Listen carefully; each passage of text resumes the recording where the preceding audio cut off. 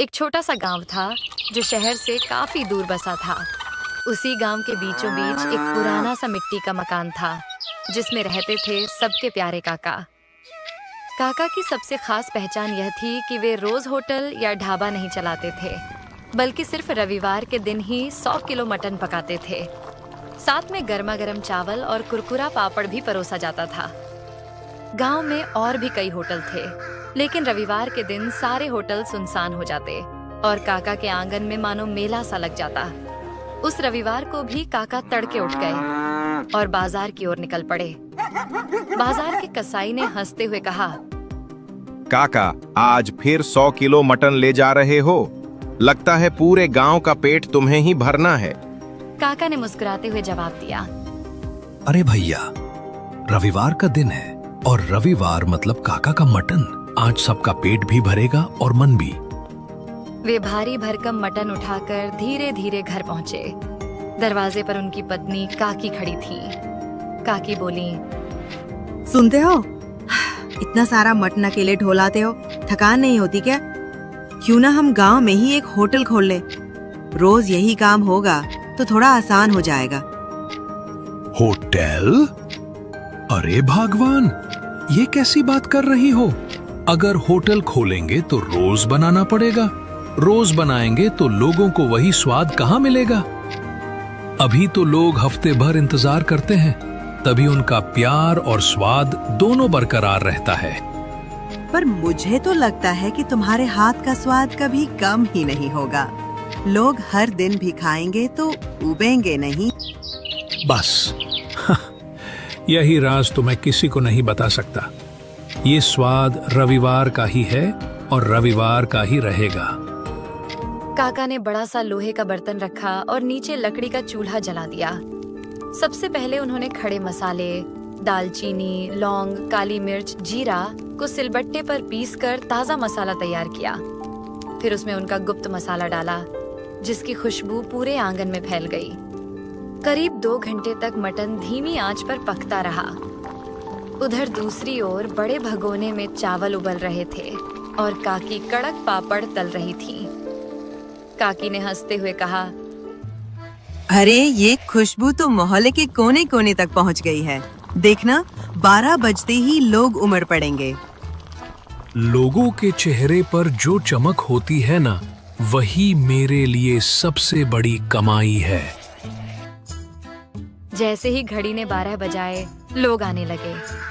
कोई परिवार पूरा आ गया तो कोई साइकिल से भागा भागा आया। बच्चे खुशी से उछल रहे थे।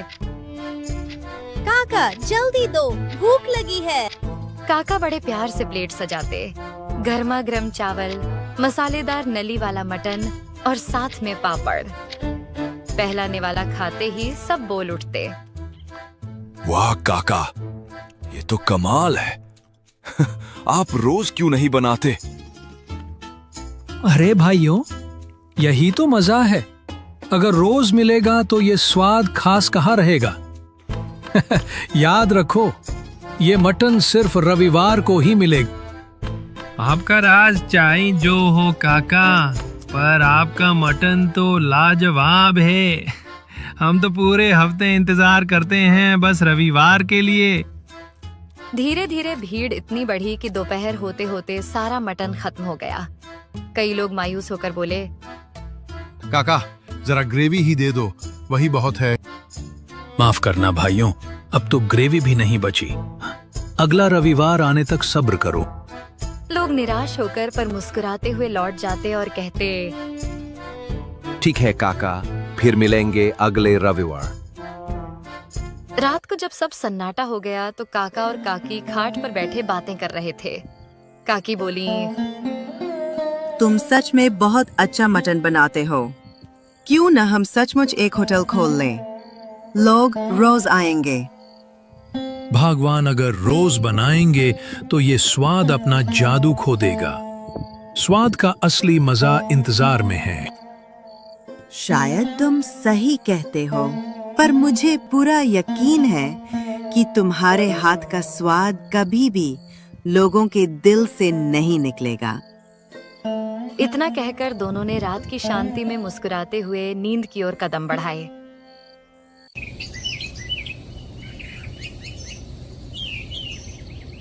अगले दिन सुबह काका गांव की गलियों में टहलते हुए निकल पड़े। चलते चलते वे चौक पर बने पीपल के पेड़ के नीचे जाकर बैठ गए। लोग आते जाते काका को प्रणाम करते, पर काका अपनी मुस्कान के साथ सबको आशीर्वाद देते रहते। इतने में एक नौजवान उनके पास आया और बोला, काका, आप यहाँ अकेले बैठे हो? अगर समय हो तो मेरे साथ चलो। मेरा एक छोटा सा ठेला है जहाँ मैं चिकन करी बनाता हूँ। चाहता हूँ कि आप मेरे चिकन का स्वाद लेकर बताओ उसमें क्या कमी है। अरे भैया, ये तो और भी अच्छा है। यहाँ यूं ही बैठने से तो अच्छा है तुम्हारा चिकन चख लिया जाए। चलो दिखाओ अपना हुनर। दोनों उसके ठेले पर पहुंचे। लड़के ने जल्दी जल्दी गर्मागर्म चिकन करी और चावल की प्लेट सजाई और काका के सामने रख दी। काका ने पहला निवाला लिया, कुछ देर चबाया और फिर बोले, देख बेटा, तुम्हारा चिकन ठीक है, पर इसमें जान नहीं है। लड़का हैरानी से बोला, जान नहीं है? काका, मैं तो ताजा मसाले डालता हूँ। बात मसालों की नहीं है, तुम चिकन को मैरिनेट करते हो क्या? नहीं काका, मैं तो सीधे पका देता। यही तो कमी है।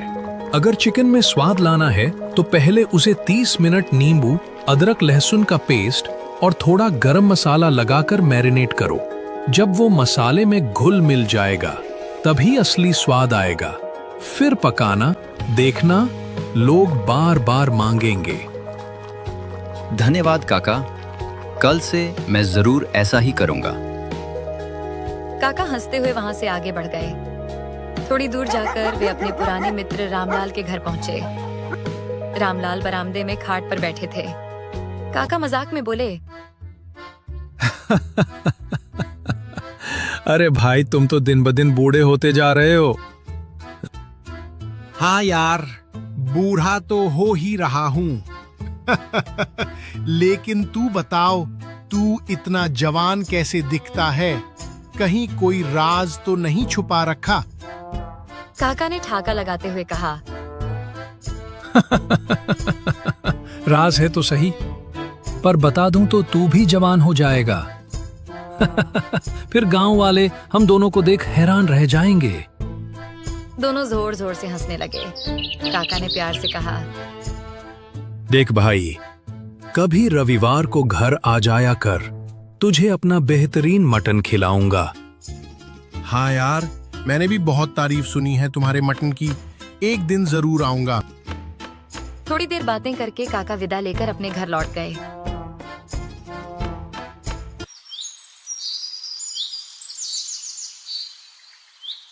अगला रविवार आया।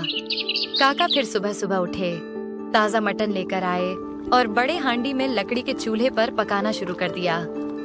धीरे धीरे गरम मसालों और गुप्त मसाले की खुशबू पूरे गांव में फैल गई।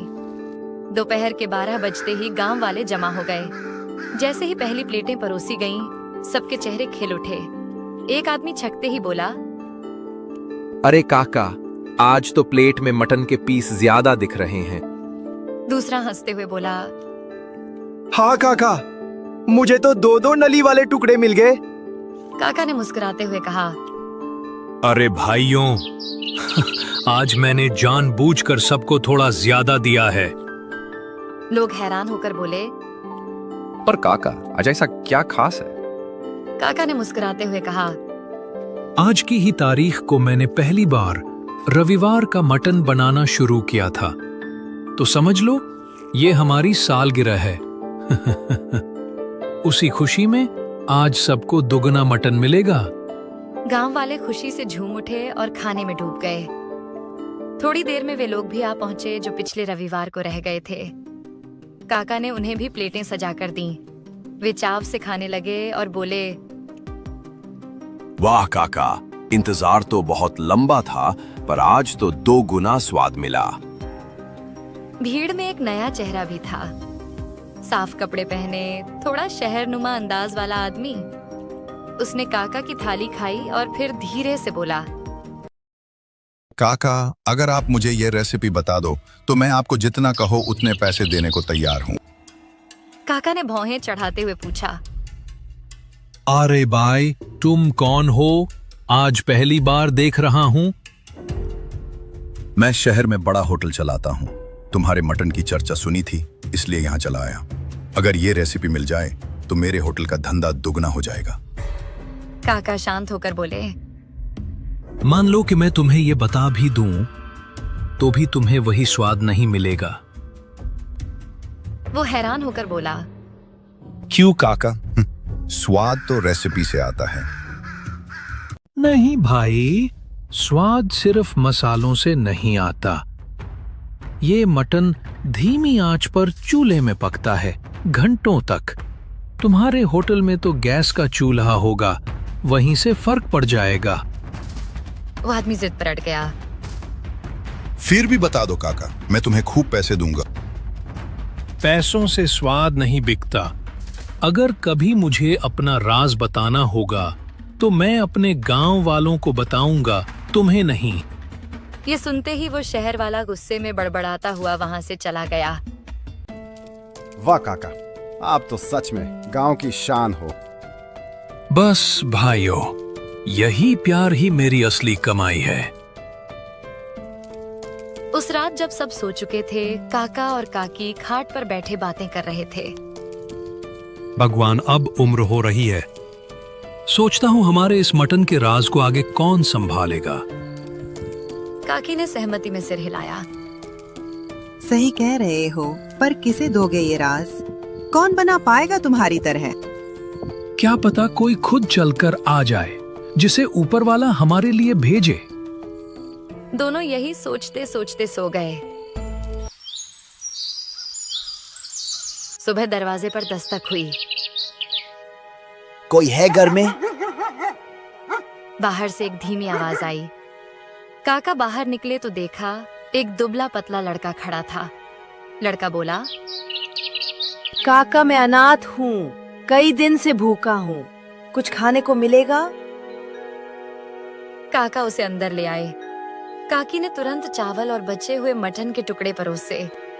लड़के ने आंखों में आंसू लिए खाना खाया। काका ने प्यार से पूछा, बेटा, तुम अनाथ हो और हमारे भी कोई संतान नहीं, क्या तुम हमारे साथ रहना चाहोगे? लड़का कुछ देर सोचकर बोला, काका मुझे खुशी होगी आपके साथ रहने में। आज से तुम हमारे बेटे हो। अब हमारा राज भी तुम्हारा है। इस तरह काका और काकी को अपना वारिस मिल गया। तीनों साथ रहने लगे और गांव में उनकी खुशियों की नई कहानी लिखी गई।